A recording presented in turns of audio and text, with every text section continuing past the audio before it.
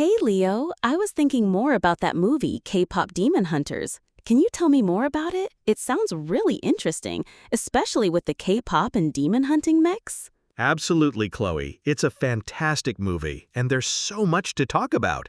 First, it was a huge hit. It became the #1 movie on Netflix in many countries, like the US and France, and even in its home country, Korea. It was actually in the Netflix Global Top 10 for 2 weeks. People really loved it. Wow, that's impressive. What exactly is it about? The title sounds like a really unique mix. It is. The core idea is simple but super cool. K-pop idols who are secretly demon hunters. They fight evil spirits and save the world using their music and dancing. It's like a fantasy story mixed with the exciting world of K-pop. That concept alone makes me want to watch it. Why do you think it became so popular around the world? There are many reasons, Chloe. Unique concept. The idea of K-pop idols fighting demons is very fresh and exciting. It grabs your attention right away. Amazing animation. The visuals are truly stunning. It uses a special style like the Spider-Verse movies from Sony, with fewer frames per second. This gives the action and dance scenes a very dynamic and powerful look.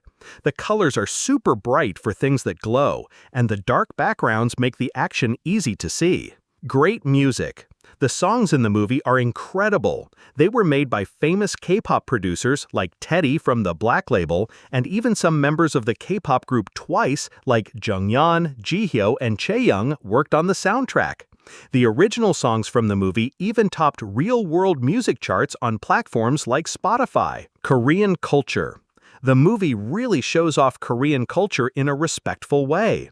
You see famous places in Seoul, like Namsan Tower, Naksan Park, and Cheongdam Bridge.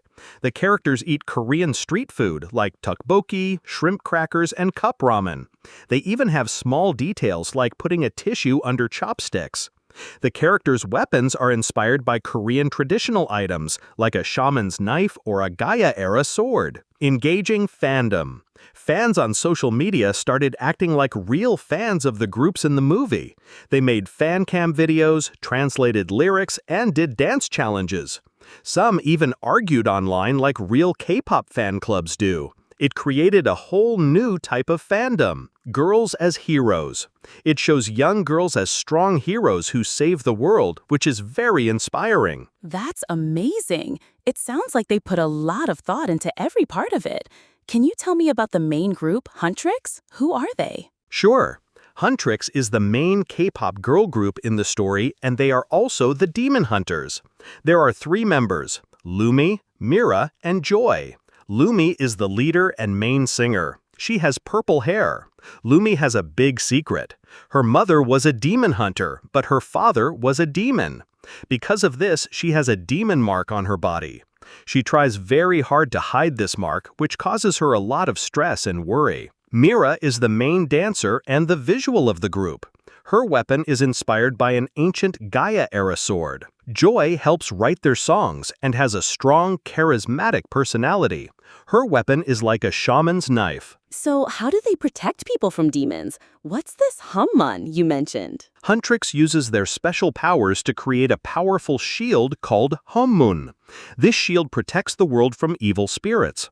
The cool part is that the Hummun shield gets stronger with their songs and the love and support from their fans. So being K-pop idols isn't just a job, it's how they get the power to save the world. That's a really unique idea. Who are the bad guys they're fighting? The main enemy is the Demon King, Guima. He wants to break the Hummun shield and take over the human world. Guima is a classic, cunning villain. To fight Huntrix, Guima uses a rival K-pop boy group called Saja Boys. Saja Boys' name means Grim Reaper, and they have a mysterious, dark concept. A rival K-pop group that works for the Demon King? That's clever. Tell me about the leader of Saja Boys. Jinwoo is a very important character. He has a sad and long history. 400 years ago, in the Joseon dynasty, Jinwoo was a poor musician. He made a deal with Guima to get an amazing voice to feed his family. But the contract turned him into an immortal demon, and he lost his family and lived in pain under Guima's control. Guima actually made him the leader of Saja Boys to steal Huntrix's fans. Jinwoo also has a demon mark on his body, just like Lumi. So Saja Boy's goal is to weaken Huntrix by stealing their fans' love. How do they do that? Exactly. Guima knows that Huntrix's power comes from their fans. Saja Boys releases a very catchy and addictive song called Soda Pop. This song becomes incredibly popular, and everyone, from grandmothers to young people, starts doing the Soda Pop challenge on social media. The song is so powerful it can hypnotize people, allowing Guima to absorb their energy and weaken the Hommun shield. That's a clever way to fight, not with physical strength, but with fan loyalty. What happens to Lumi's voice with all this pressure? Lumi's hidden demon mark and her constant fear of being exposed causes her a lot of anxiety. This stress eventually makes her lose her voice on stage. She can't sing, which is devastating for a K-pop idol and the leader of Huntrix. It makes her feel more isolated and ashamed. That's a tough situation for her. How does she connect with Jinwoo, the leader of the enemy group? At first, Lumi sees Jinwoo as an enemy, a demon she needs to fight. They even meet secretly, and Lumi initially tries to attack him. But Jinwoo isn't fully evil, he's trapped. He tells Lumi his sad story about his contract with Guima and losing his family. They both discover that they share demon marks and deep emotional pain. Through their conversations, they start to understand and empathize with each other's suffering. It's interesting because it's during these talks with Jinwoo that Lumi's voice starts to come back. He helps her confront her true self. So their relationship is more complex than just good versus evil. What happens at the end? The story builds to a big idol award show where Huntrix and Saja Boys are set to perform. During Huntrix's performance, Guima's plan works. Lumi's demon mark is exposed to everyone on stage through a trick. The audience is shocked, and her team, Mira and Joy, feel betrayed, almost breaking up the group. Jinwoo, too, initially tells Lumi that everything he said was a lie, deepening her confusion. That must have been a moment of complete despair for Lumi. How does she overcome it? It was a very dark moment.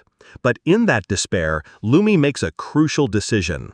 She decides to stop hiding her true self. She realizes that hiding only made her weaker. She accepts that her father was a demon and that she has the mark. This moment of self-acceptance is her true awakening. With her new honesty, she sings a new song that breaks Mira and Joy's hypnosis. The three members of Huntrix then unite and fight together. Their final song, which includes elements of their hit song Golden, creates a beautiful rainbow-colored Hommun shield that finally defeats Guima. That sounds like a powerful ending, especially Lumi's growth. What about Jinwoo? In the final battle, Jinwoo, seeing Lumi in danger, makes a choice. He sacrifices himself to help Lumi defeat Guima. He had been struggling with his past and his contract with Guima, trying to find freedom. His sacrifice brings him that freedom and helps save Lumi. However, some critics felt that his sacrifice happened a bit too fast, and that his character was used more as a tool for Lumi's story. Is there any hint that the story might continue? Yes, there is. In a scene after the movie ends, called a cookie video, we see a red light from demon marks near Namsan Tower, and a message says, "Hommun is still open." Also, Jinwoo's mascot animals, a magpie and a Haetae, are shown to be alive. These hints suggest that Jinwoo might not be truly gone, and that there could be a sequel or a TV series. Fans are really excited to see what happens next, including learning more about the other members' stories or the mysterious tiger that sometimes accompanies Jinwoo. That's great news for fans. Besides the story, you mentioned the animation and music were amazing. Can you give me a few more details on why they stood out so much? Of course. Animation details. The animation style, which uses fewer frames to create a choppy but dynamic feel, is very unique and highly praised.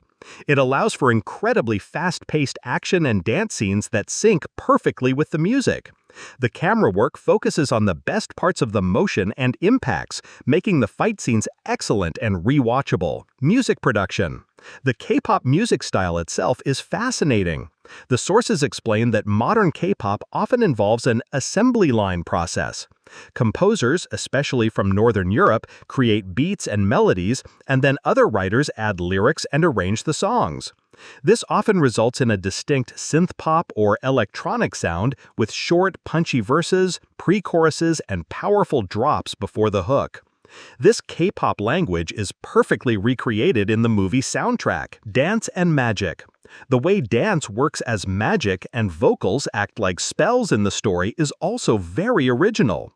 This blend of performance and power is something many other companies and creators have wanted to do but haven't achieved it. That's so interesting, how the music industry background feeds into the movie's magic system. You also mentioned some criticisms, right? What were they? Yes, while it was widely loved, there were a few points that some viewers and critics mentioned. Pacing of relationships. Some felt that the emotional connections between characters, especially between Lumi and Jinwoo, developed a bit too quickly.